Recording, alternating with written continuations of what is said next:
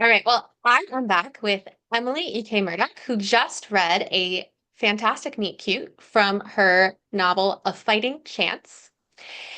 And okay, there was a lot that I really enjoyed about that. I personally love a story where characters do get married from a scandal, but I was also really enjoying this kind of foil of that where he's not going to let himself be entrapped. Mm. And we didn't get any of her perspective, but I'm very intrigued by what her motives are, that she's throwing herself at him.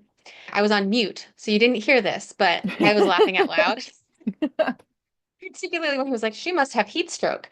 So my question is, how does the humor come to you when you are thinking about writing? Is it innate, or did you sit down and think, what would be funny, and this is how I'm going to do it? Well, I love the fact that you were laughing because that is the goal. I think many people who know me kind of in my day-to-day life would be astonished to find that my writing is funny because I'm not a particularly funny person in person. It takes me a while to think of things. And so every now and again I'll say something and people were like, Emily, we've moved on. Like that was our topic of conversation 10 minutes ago. And I'm like, I know, but I've just put together the perfect retort to what you said.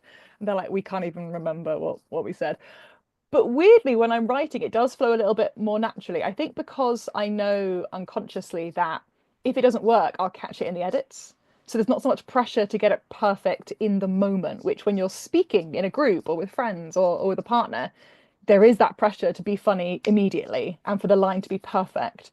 But I can write what I think is something funny, and then I don't have to stress about it because I'll think, well, if it's not funny, I can either improve it or I can cut it when I come back to it. Does that make sense? Yeah. Yeah, I love that. And so you've written over 70 romances at this point, which is an incredible number. Um, what would you say is like hooks you into a story when you're thinking about writing it? I love creating a hero and a heroine who have one massive similarity and one massive difference. And that's usually connected to their push-pull connections. So something that's really drawing them together and something that is absolutely preventing them from being together.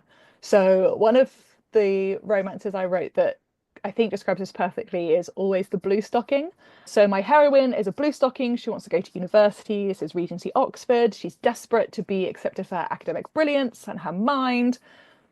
And the hero is at Oxford and hates it. He's really not enjoying himself. He's gone back for a reunion. It's reminding him of all the times that he was unhappy there. And so when they meet, there's this instant attraction of you're really smart. And actually, intelligence is incredibly attractive to both of them. But he doesn't believe in women being educated. And she very much is like, oh, nobody's going to stop me. Nobody. In Yeah. fact, their meet cute. I think I wrote this book 5 years ago. I think it's she's being dragged out of the Oxford Library and she's thrown out onto the ground by the librarians. And he literally looks down and says something a little bit disparaging about women in education. And she's like, "Oh no, we are going to sort this out. We're going to talk about this." And I love that because it pulls them apart and it pushes them apart at the same time. Yeah, that's a really interesting, and that creates so much interesting tension naturally in a story that it Yeah, must really propel the story itself a forward. 100%. And then you can layer things on. So Mariah, who's my heroine in that story, is adopted. And so she's still working out her place in the world, and her parents clearly favored another child. And so she's constantly warring with her brother, who is the golden boy.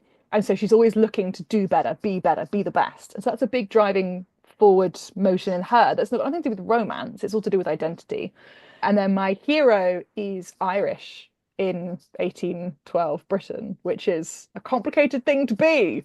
And so he's got a title, but he's still looked down upon. He's seen as very other and very different. So he is constantly being made to feel inferior.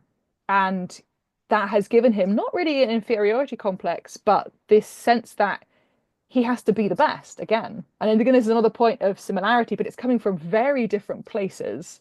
And I really like playing with that, the idea that actually sometimes chalk and cheese, and plenty of the books I write are cheese and cheese or chalk and chalk, but sometimes that natural tension, as you say, which is built in, brings about quite a lot of fun and hilarity because, dating, befriending people, meeting people and becoming friends with them is inherently funny sometimes. Sometimes these bizarre things just happen.